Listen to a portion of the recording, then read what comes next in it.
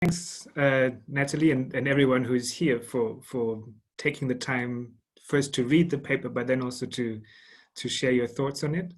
Let me just quickly give a background to the paper. So it kind of has two stories of origin. One is that in one of Bob's graduate classes on comparative politics, he was talking about Fukuyama's reach and strength of the state, and said, well, actually, there should be a third dimension, reach. And that kind of stuck with me. And later on in my work for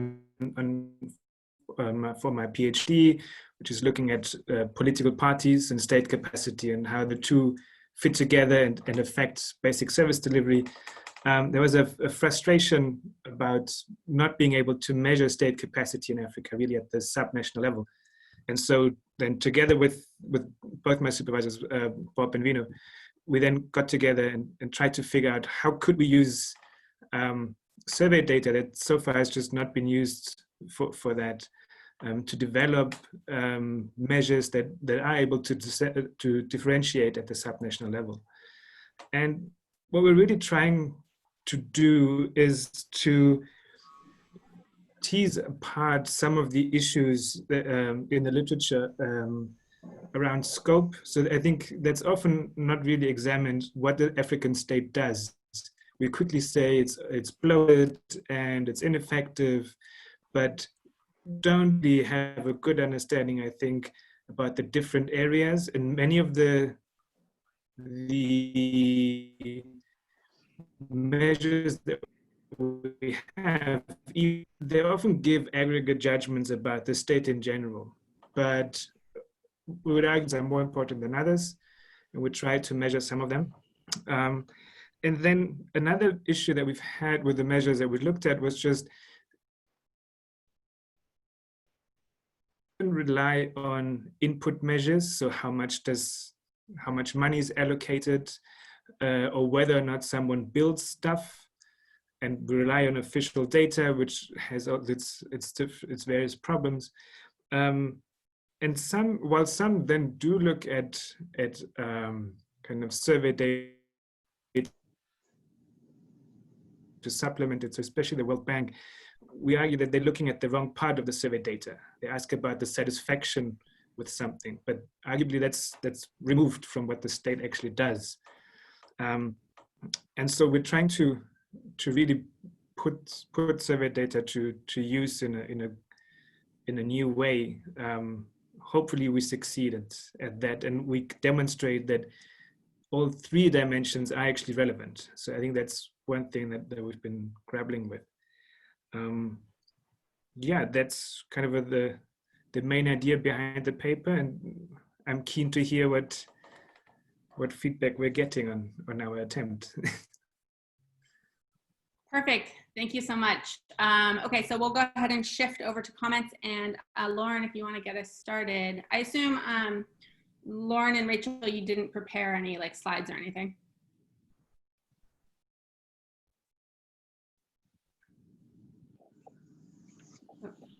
Lauren, are you there? Are you muted? Can you hear me?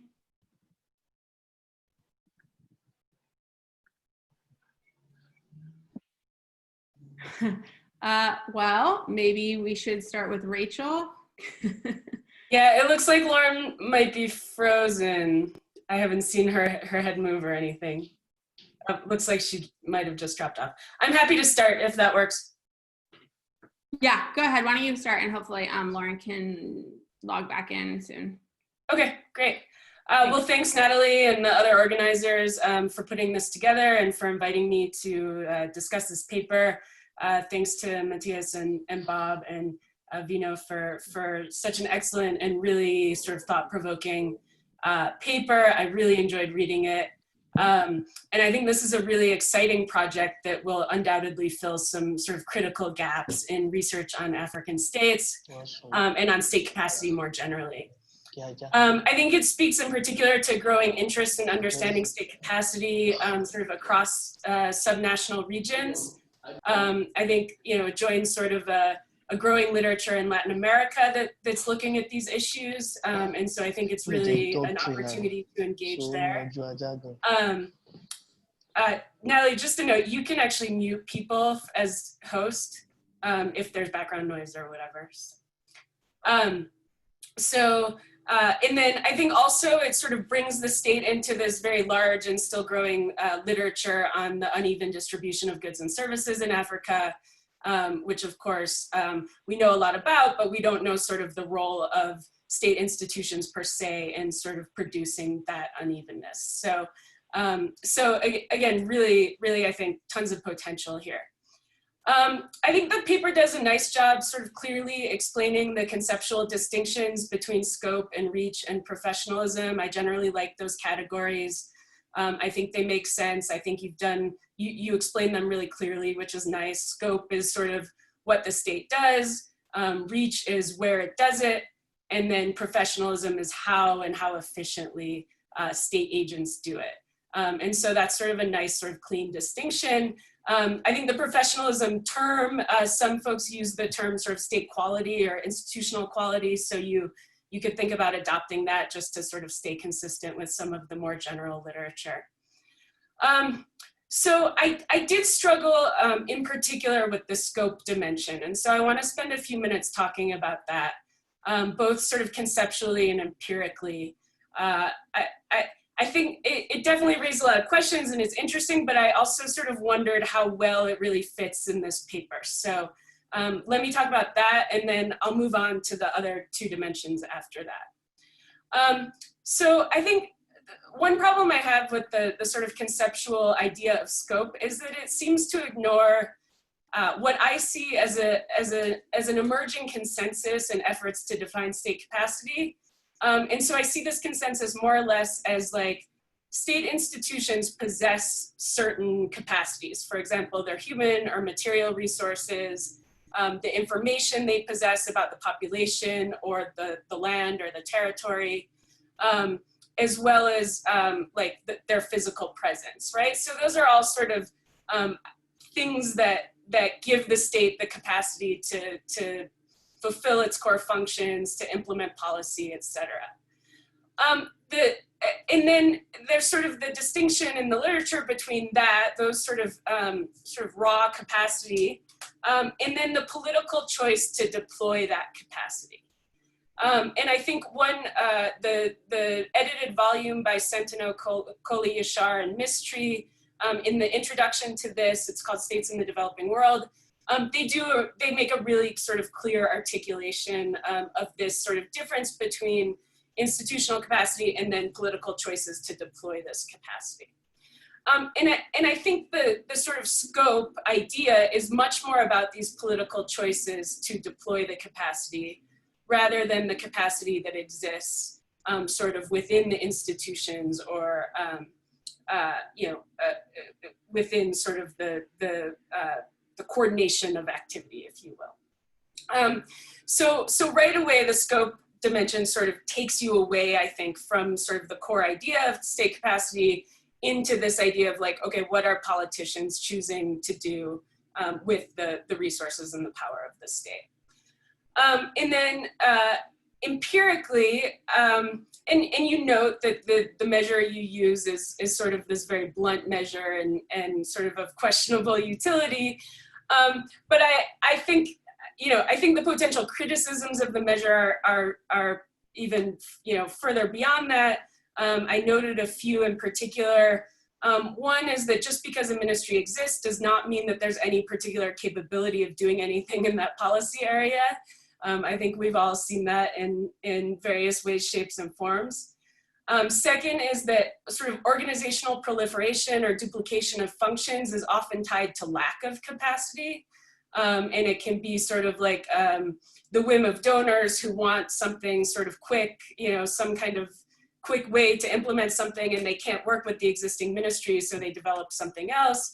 And sure, maybe that to some extent is reflective of, sort of like where the state is trying to develop its capacities, but I don't think it necessarily sort of reflects the capabilities that are there. Third, in some cases like state-owned enterprises or semi-autonomous autonomous agencies possess sort of the real power and resources. I'm thinking about, for example, Senegal and Angola, right? For a long time, like, you know, the ministries don't do anything. Senegal sort of runs the whole show, has all the money, has all the power, and so forth. And then fourth, I think it's, I believe, I don't know this for sure, but based on my sense of looking at ministries sort of across different countries, I think it's common in Francophone countries that an individual minister gets assigned to multiple portfolios. And so, you know, there might be one minister, but that doesn't mean there's one ministry. There's still like 4, 5, 6 ministries that one particular minister might be overseeing. So, so all of these create a lot of sort of clutter in the measure and noise in the measure that you're using. And so I just, and then of course in table 6, you actually show that this measure does not behave like we would expect a measure of state capacity to behave. And so that sort of further sort of for me made it feel like, okay, this is not really telling us that much, right? So kind of based on those issues, my main suggestion would be perhaps to sort of remove the focus on scope from the paper. I think there's potentially another paper to be written that tries to develop this idea of scope and sort of investigates potential ways of measuring the scope of the state. But I think it's actually somewhat sort of disconnected from the core contributions that you are making, which as I see them are about how to use survey data to measure state capacity. I think there's a lot of sort of potential to develop that contribution. And then second, I think you have some really interesting findings related to the relationship between reach and professionalism. Okay, so I would encourage you guys to really kind of home in on those two ideas, maybe take the scope stuff out, and then really help us understand sort of the reach and sort of subnational variation and professionalism of African states. And I think that the four quadrants of figure 8.3, you have some really sort of innovative and interesting ideas about that typology that I think could be developed a lot more. I'd love to see some sort of digging into a couple of cases, a couple of countries to understand how those different sort of configurations of professionalism and reach interact with each other. And then to draw out even more the finding in table 6, that it's really professionalism and not reach that matters, right? That seems like something really important that state capacity scholars should know. So that's sort of the main, sort of the big picture sort of push I wanted to make. I think in terms of sort of measuring the nitty-gritty of measuring state capacity subnationally, I think you could engage a little bit more with some of the other general literature that's out there, some of the Latin America stuff by Luna and Soifer and Girodi, and Imke Harbers has a nice paper on subnational taxation in Latin America. So I think sort of speaking to that a little bit more to really show how Afrobarometer data in particular provides some really sort of good questions that maybe should be replicated in other surveys around the world to help us understand this. Second, I think you need to like make a stronger case that survey data is the right way, a good way to measure state capacity. You do a little bit of critique of other approaches, but I think some analysis, some, you know, what does your measure really tell us that other measures aren't able to tell us would be helpful. And then, and I think I'll send you some other suggestions. I think there are some other measurement strategies out there that you can kind of engage with on that as well. And then I guess the third thing is my sense is that, and you guys will know much more about this than me, but my sense was that the Afrobarometer sampling strategy is not necessarily representative at the subnational level, at the provincial level. And so I was a little bit concerned about that as to whether or not the provincial level measures would actually be representative of of each province. And if not, you know, I think you can make a case that it's still worth looking at this kind of thing, but I think, you know, sort of describing the subnational sampling strategy and what that gets us, what's that telling us about province level data. Okay, so I think I'll leave it there. I have some other smaller suggestions and bones to pick, but I will send those to you in an email. But again, I just want to say, I think this is great. I think, you know, there's sort of a real gap. We have great sort of historical studies of African states and understanding sort of why they develop in the way that they do. We have a lot of information about sort of how goods and services get distributed in states, but we don't have what you guys are doing, which is like a better understanding of sort of how state capacity, how and to what extent state capacity varies. And so I just want to encourage you to keep going with it, and you know, maybe make this, like I said, into multiple papers, and just really give a strong endorsement for the project. Thanks. Fabulous, Rachel. Thank you so much. We'll just hop straight on over to Lauren, who was having some internet issues. She should be back with us now. And then after Lauren's comments, we'll go back to Matthias. Yeah, sorry about that. I just disappeared. So I'm realizing that we all have to be flexible about every aspect of our lives. Thanks for having me. I think I echo a lot of Rachel's fantastic comments. I have typed up my comments, and I have a whole bunch more that I won't highlight today that I'll send to you, as well as some literature that I think might be helpful. The first thing I want to say is that I think this is a really important paper and a really important set of questions that you're tackling. And I'd agree with Rachel that there's a lot of wonderful sort of comparative historical analysis of state capacity, especially state building, but they've been mostly qualitative. And I am thinking of some of the other comparative work from other regions, which I think you could bring in here more. And a lot of the cross-national studies that we see will include state capacity, but they're not really thinking and really unpacking that variable conceptually. And people, I hear all the time, people are like, well, what are we going to use for state capacity?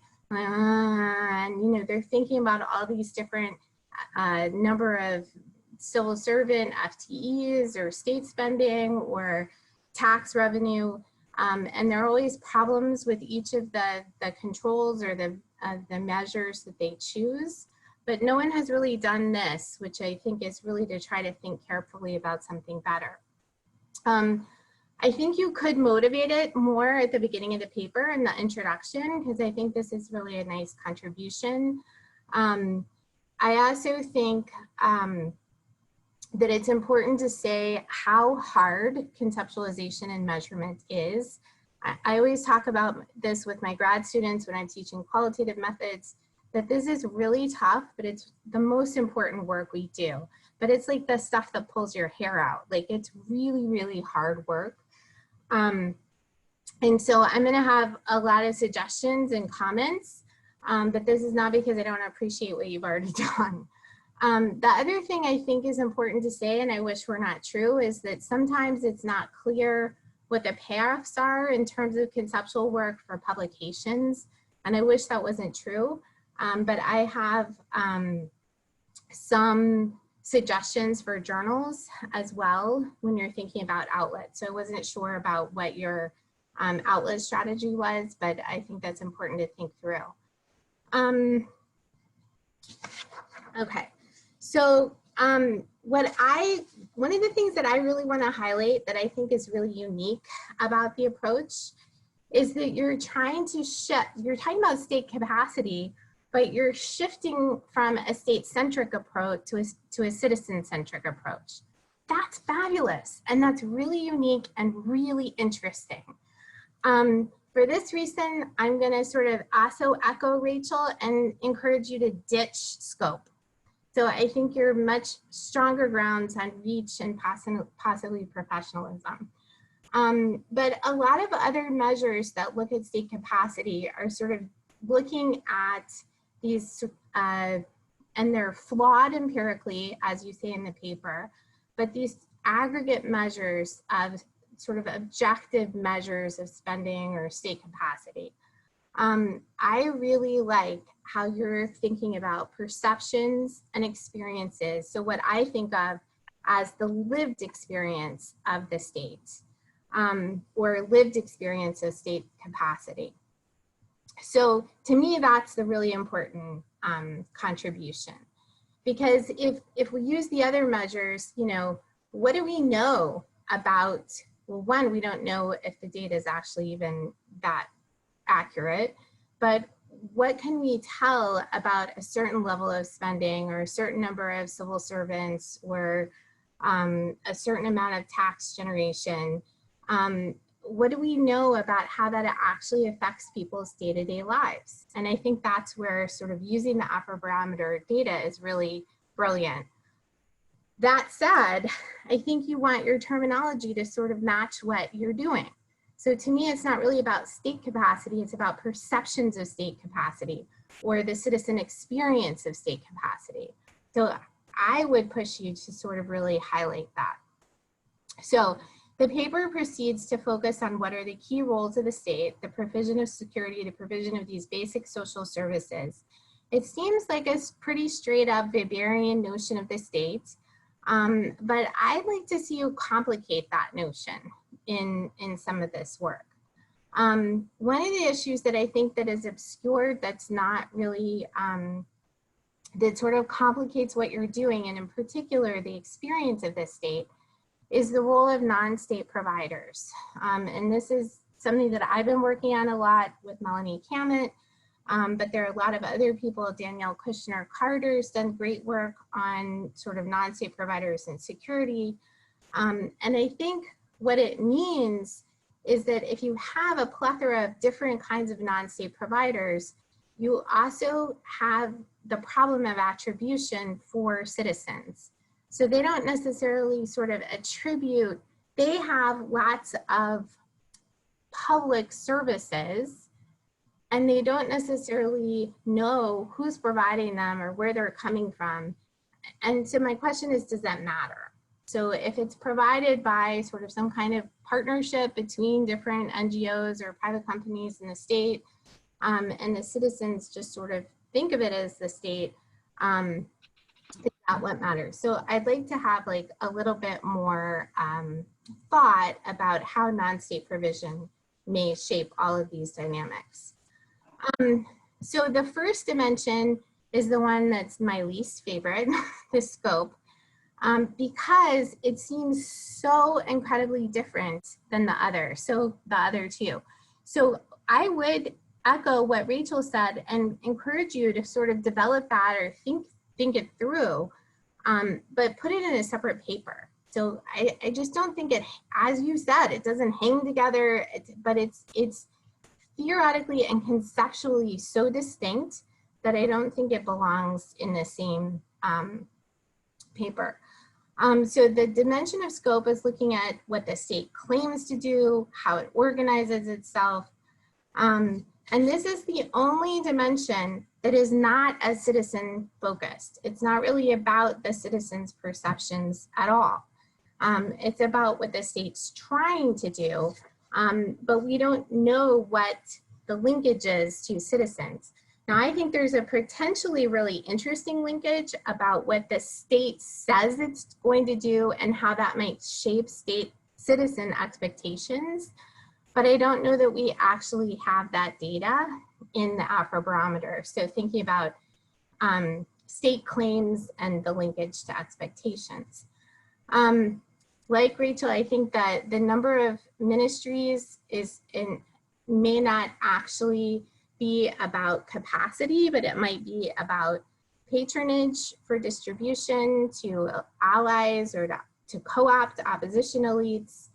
The ministries may also be more of a shell. They may be a symbolic gesture, but they may not actually have the budget or the personnel to carry out the functions. So I have a lot of questions about this scope, but in terms of what I'm thinking is the contribution of the paper, I would put it in a separate. The dimension that I love is about reach. And so I was interested to hear the origin story about sort of how that may have motivated or was part of the motivation for the paper. But what was interesting to me was to see the different ways that the authors talk about this dimension of reach. They talk about, is the state present at the grassroots across the breadth of the country? In another place, they talk about across all corners of the country. And in another place, they say in a balanced manner across the country. So I find this dimension really compelling, but I'm not sure what it means to be balanced across the country, if we would even expect that, or if we would even normatively think that was appropriate to be balanced. Is it balanced in terms of what the state is doing or what the outcomes are? So I kind of wanted to know a little more about unevenness and how you're thinking about unevenness. I was also thinking, when we think about unevenness of the state at the local level, that it's probably not a linear relationship. There's probably sort of steps, so that you sort of have plateaus of certain levels of state capacity to accomplish certain outcomes, and that it's not one more thing that matters, but it's sort of like the next level that matters. I'm not sure if I'm communicating that well. In terms of the data that's used, the enumerator observations, you know, in some of our electricity work that we've done, there's a huge gap or a huge discrepancy between what the enumerator observations are about the access of certain kinds of public services in that community, and whether or not individuals in that community actually have access, or whether or not they actually experience those public services. So I kind of liked the other data that was used from the round 6 data in terms of the availability of certain kinds of services to households as being a little more compelling. I was also not convinced about the aggregation to the provincial and then to the national level from the Afrobarometer. You know, when we were doing this spatial analysis and other papers that we've been working on, just looking at the number of districts or counties that aren't, you know, it's nationally representative, but the few number of respondents in, and then the number of districts and counties that are not included at all, it just made me very nervous about how you were aggregating. Okay, I'm gonna save some of these comments for later because I wanna make sure we have time for a discussion. I did wanna push you a little bit on the professionalism concept. I wonder what other people thought, but I just had this like discomfort with the term professionalism, and I wasn't totally sure what you meant. It seems like I wasn't sure. At one point, you're talking about the ease of access. Another point, you're talking about whether or not you get goods and services without extortion, without having to pay a bribe, a gift, etc. When I hear the term professionalism, I don't think about sort of the lack of corruption, which is what it seems like in part of the paper. I also think about expertise. So I think about sort of education levels, expertise of civil servants, the like meritocratic recruitment, all of these kinds of things. So I just wondered if that term was kind of muddying that dimension. I also had questions about weighting all 6 services equally. I felt like citizens wouldn't weight them equally. And so I really wanted to know why you would do that. There were, in several parts of the paper, there were also questions about spatial clustering that I was hoping that you might think through a little more extensively.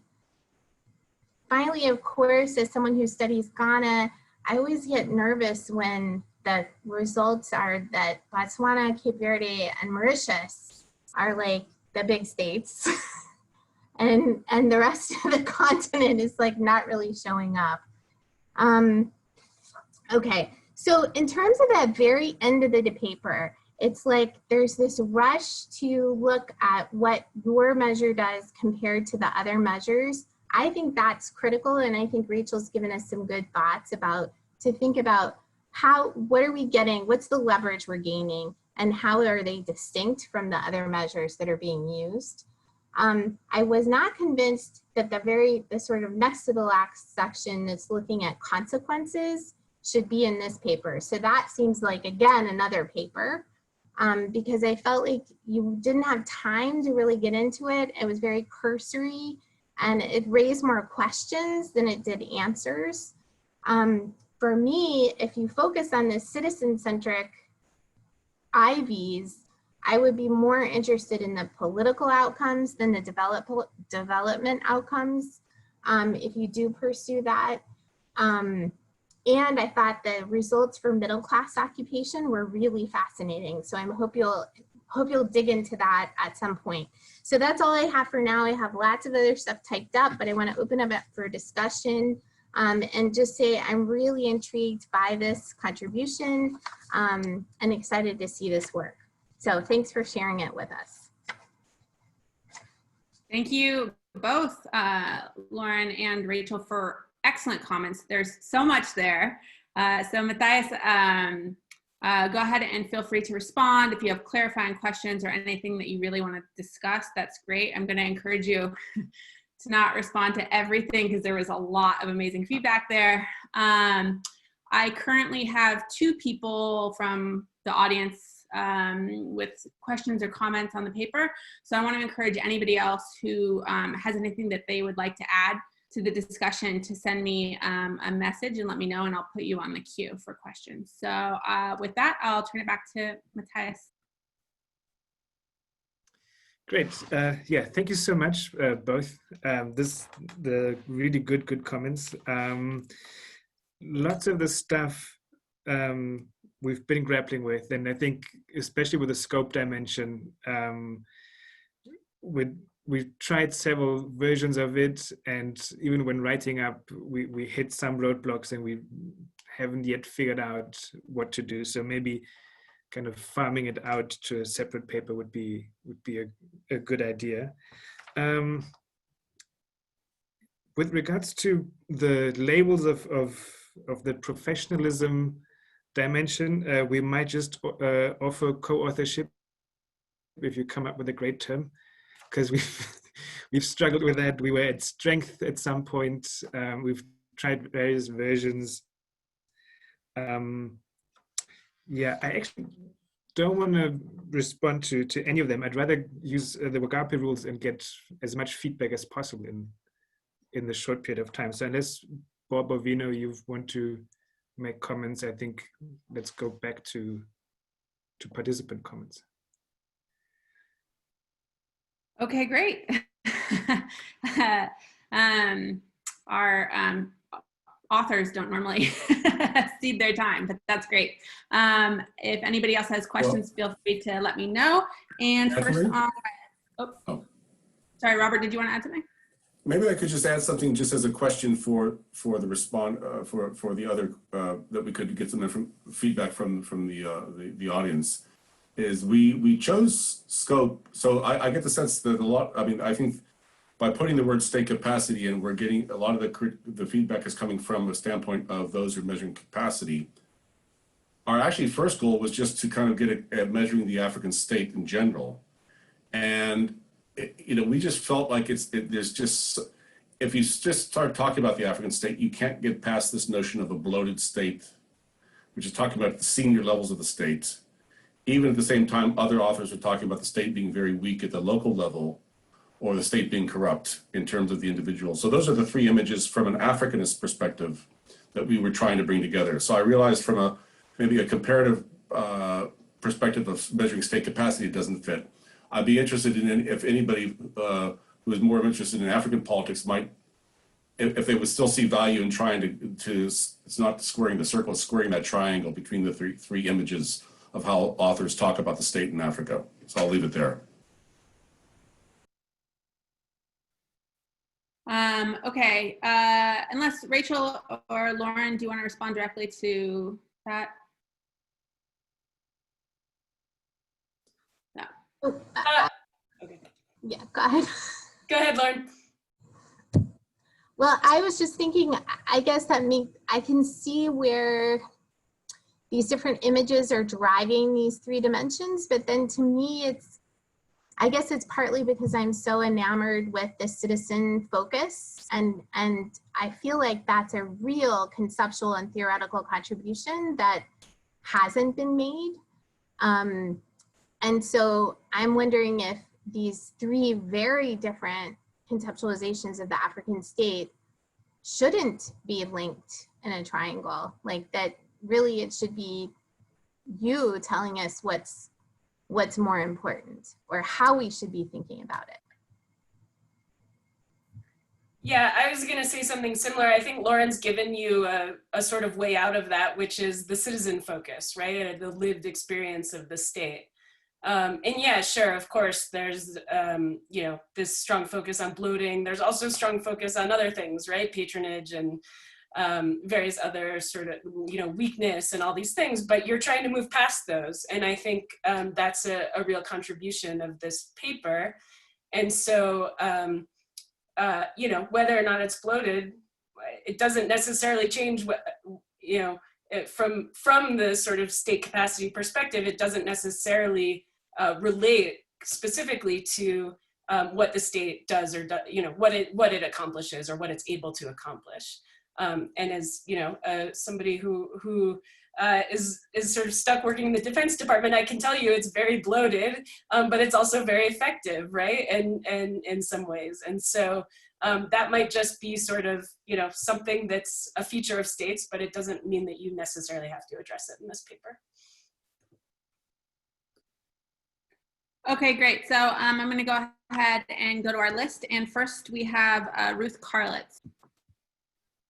Great, so thank you. I really enjoyed getting to read this paper. I've been thinking about some of these things in my own work, especially the reach dimension, and I think the subnational variation is a really great contribution, and I would echo Rachel. I'm aware of some efforts to sort of take a similar approach to measurement for Latin America, but this is really breaking new ground, I think, in our understanding of African states. And I think I would agree with the discussants that I thought the reach dimension was the most sort of compelling. And I also had some difficulty with the professionalism dimension, and I was a little worried about conceptual stretching, maybe for myself too, because in another paper that I'm currently working on with Monica Bauer, we're looking at these sort of same questions that you term professionalism, and we're understanding them around quality of service provision and effective access to services. And so it doesn't, you know, I think this is a challenge of the richness of the Afrobarometer survey data, but then we may interpret it differently and sort of being a bit more strict with our conceptual boundaries. And I think it, depending on how you interpret those questions, like it sort of concerns how you characterize your findings. So like your findings on page 26, where you find that the way you phrase it is that professionalism makes an important contribution to poverty reduction. And I have done somewhat similar analysis of these questions, looking at the relationship between lived poverty and how people answer these questions, and flipped it completely around. So especially because if I understand this is all looking at the cross section, so you can't really say something about poverty reduction. I've understood that as poor citizens tend to experience worse, have a harder time getting the services they need. And that may be a function of professionalism, but I think it does sort of point to some of the potential for looseness of those concepts. So that's, I'll stop there. But in general, I think it's a really important project, and I'm very excited to follow it along and ultimately cite it and engage with it. So I guess we'll just go ahead through questions instead of having the authors respond to each one. And then maybe when we get to the end, we can open it up for a larger discussion between everybody. So next up, we have Alex Deisenhouse.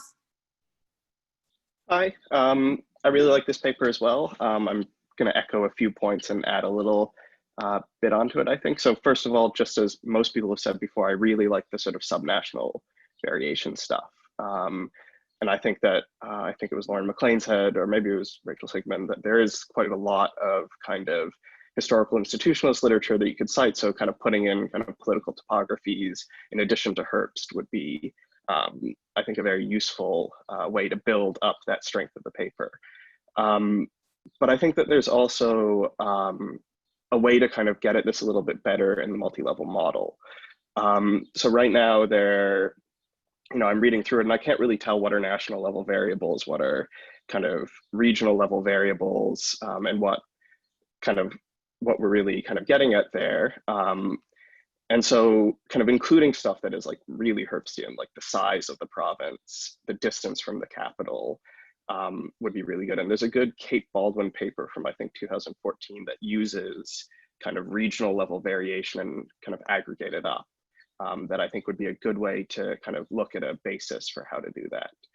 And then also just as a little warning, like I was playing with some of this data a couple of years back, and just a discussion of the fact that some of these places have like 33 different regions, and some of them have 3, kind of what that might be doing and what that might be correlated with in terms of state capacity. Because there's definitely sort of administrative proliferation in terms of these regions. And relatedly, kind of going into the question of scope, if you're going to use it, I think that kind of discussing the sort of Francois, Rainier, and Trebi and the Areola papers about this idea that kind of more ministries is just more patronage. This is, again, kind of echoing points, or the fact that, some countries, including Kenya, which is in your paper, have actually put a legal cap on how many ministries you can have. So they might show up as actually quite low on scope, but they're actually much more efficient in a way and could be covering the same ground. But yeah, as I said, I really liked it. Thanks, Alex. I realized that I know everybody, so I forgot to ask everybody to introduce yourselves as you're asking a question, because not everybody knows each other. So Ruth Carlitz is assistant professor at Tulane. Alex Deisenhouse is a PhD candidate at Cornell University. And our next question is going to be from Adrienne Labat. If you can introduce yourself. Hey there, I'm an assistant professor of government at American University in DC. So I have just a couple of points, some of which have already been raised by the discussants. And so I think, like everyone else who's talked so far, I had issues with scope.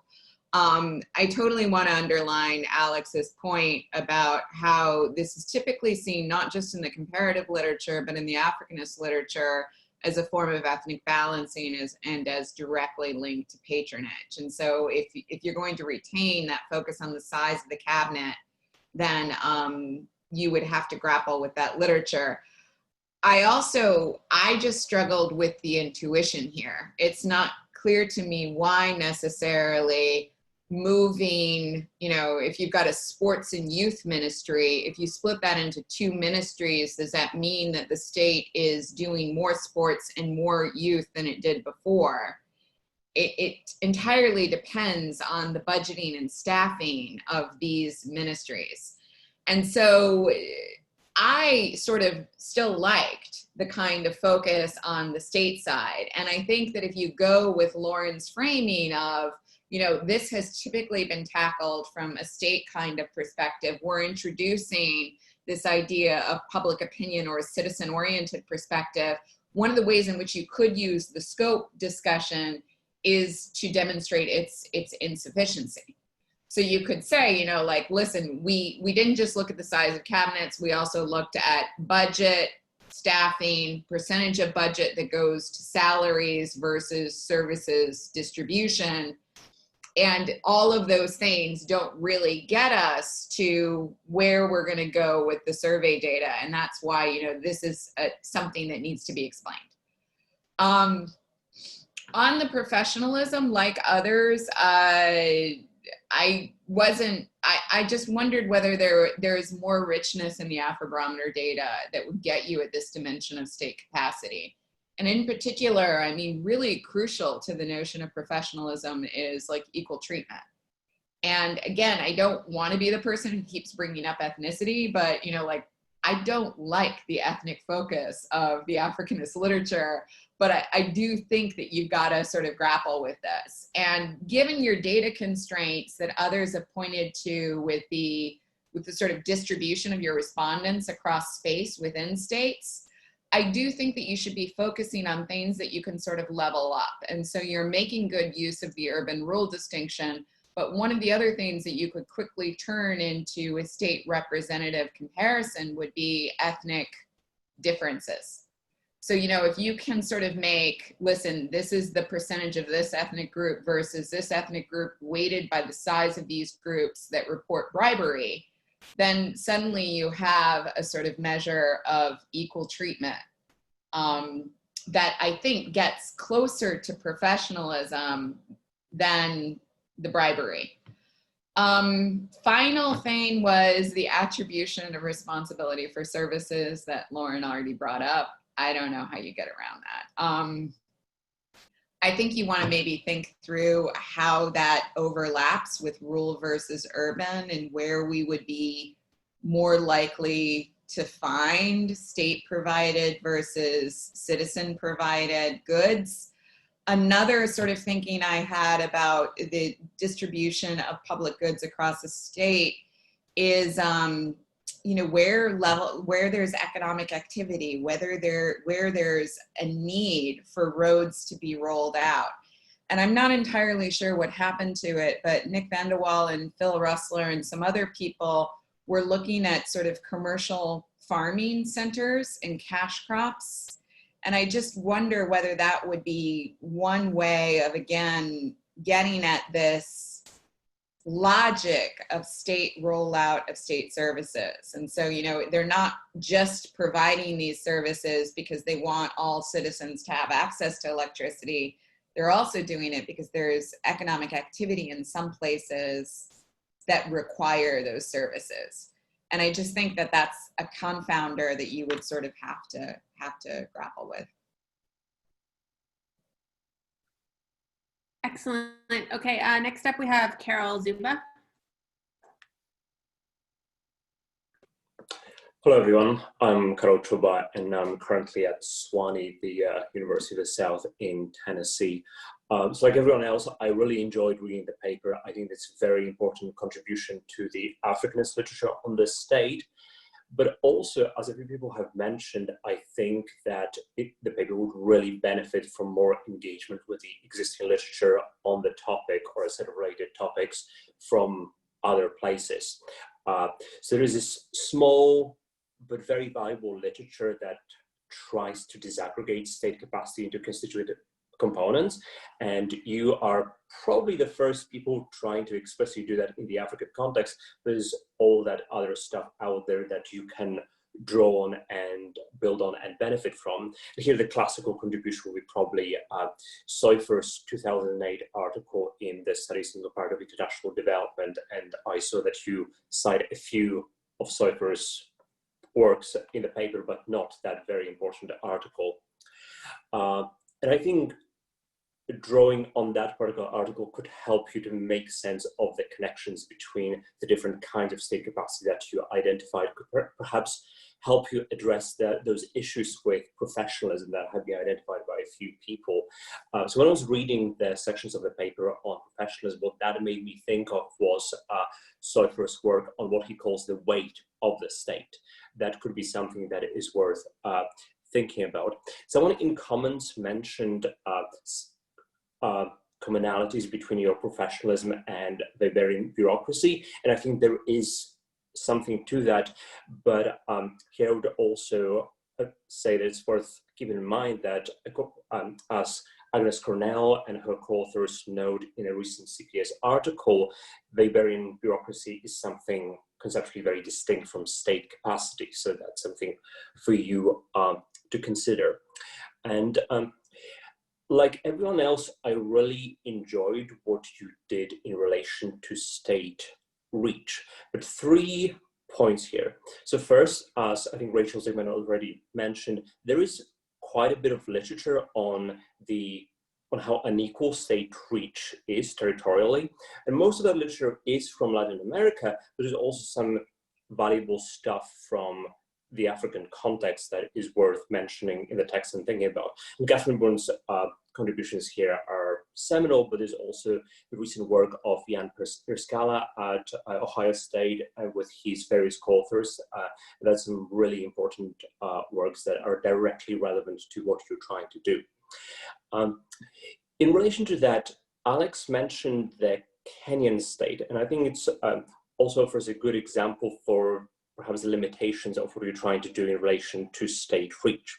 So according to your models, the Kenyan state overall has limited reach. But when you look at it subnationally, you see this massive variation across the Kenyan state, the Kenyan territory. You have parts of Kenya where the state capacity is clearly very high, and there's the huge northern periphery where there is very limited state capacity, and your data don't quite capture that, and that's partly the result of the lack of subnational representativeness of Afrobarometer data. And one final point, so you mentioned that you're, I think, the first people to look at state capacity from the perspective of citizens. But actually I can think of at least one study, and one that you actually do cite, that has already done it and uses survey-based perception measures of state capacity. And that's the Luna and Soifer article from, I think, 2017 or 2018. And I think that Kyle and Resnick article on Nepal that you also cite is also based on similar survey-based measures of state capacity. So that's it for me. Thank you. Thank you, Carol. Okay, so last up on my list, I have Sally Noor. Hi everyone, I'm Sally, PhD candidate at Northwestern. First, I just want to echo a few things the commentators in the discussions were raising. I think I feel like definitely the different state dimensions could be just boiled down into 2 kind of dimensions. One being the internal aspects of the state, the internal structure of the state, basically. And that's what I think Rachel and Lauren were referring to. Essentially, professionalism is just one of those attributes, but I think if you look at the literature, the comparative historical literature or the sociology literature on the state, people normally use Weberianness, the Weberian qualities of the bureaucracy mainly. It is internal coherence, professionalism, impartiality, merit-based recruitment and promotion and so forth. So instead of, I think, professionalism, I agree with the rest of the people. I think you need to use something broadly inclusive, as well as, commonly used in the existing literature. It could be simply Weberianness or bureaucratic Weberianness or a concept like that. And that's essentially one of the dimensions, the internal dimension of the state. And that dimension would be, which I think kind of captures, I don't know, the richness, the state reach, or the scope of the state, or the effectiveness and geographical reach of the state, which is to me the external dimension. And in here, I think it goes in the direction of Michael Mann concept of infrastructural capacity of the state. And essentially, I think you do refer to Michael Mann, but there is also the conceptualization by Soifer and his colleague, and a couple of other people who did really good research at kind of enriching that conceptual dimension of the state. So I don't know what concept you could use to, but I think in here, the reach, the scope, the effectiveness pretty much comes down to the external dimension of the infrastructural capacity of the state. So that's just to add to what people have been saying too. And a comment slash a question is, no matter how many dimensions you are gonna use in conceptualizing state capacity, it might just come down into 2 dimensions, as the discussion has been kind of boiling down to, or you might end up with more dimensions to it. But my concern is like how you're gonna kind of aggregate those dimensions. What is the conceptualization method at use in here? The literature on conceptualization or social science conceptualization, we have two ways of, you know, kind of constructing concepts or measuring concepts. One being the classical, where every attribute, every dimension of the concept is necessary, you know, and the other would be the family resemblance or hybrid conceptualization. So to me, I think since this is a kind of puzzling, very interesting project on conceptualization, I believe you have to also speak, not only speak to that literature on conceptualization, but also be more clear, you know, as to how you are gonna measure state capacity. When it comes to measuring state capacity, what is gonna be enough, you know, to say, for example, Ethiopia or Zimbabwe has strong state capacity? How many dimensions are gonna be enough for that concept of state capacity? Thank you.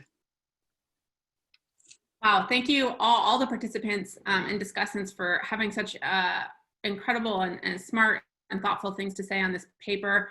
Unfortunately, we've reached time, so Matthias and Robert and Vinothan, no time to respond to these all of these wonderful comments and thoughts, but if you want to just have a last word, go ahead. Yes, I just wanted to say thanks again for all the great insights. This is a lot of food for thought, and I think will really help with revising the paper and taking it forward. Bob, Vino, do you have anything else to add?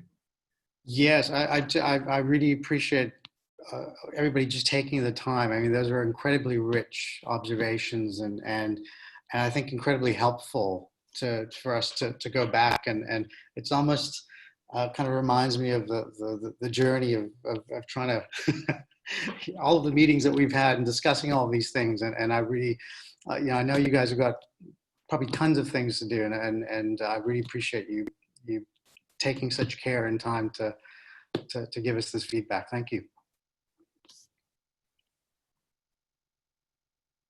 Great, and thank you again to everybody for your participation.